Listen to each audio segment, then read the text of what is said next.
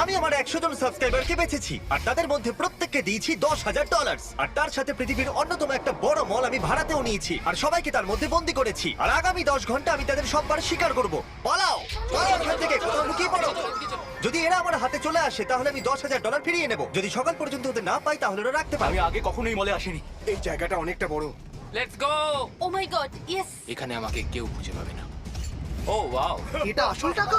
আমরা কি এটা পকেটে রাখতে পারি? আমি লেগোল্যান্ডে কাউকে দেখতে পেয়েছি তাই আমি আর বয়েজ ওখানে চেক করব। এটা কি রকম মজা। এই তো দারুণ জায়গা। আমি একদম নিশ্চিত যে এখানে কেউ না কেউ অন্তত আছে। এখানে সত্যি যদি কেউ থাকে তাহলে কি মজা হবে, তাই না? চলো এদিক দিয়ে যাই।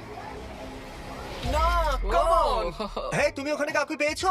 আমার প্যারেন্টস বলেছিল যে প্রথমে আউট হবে না। আমরা আমাদের প্রথম খেলোয়াড়কে পেয়ে গেছি আর ও এখন একটা পুতুলে বদলে গেছে।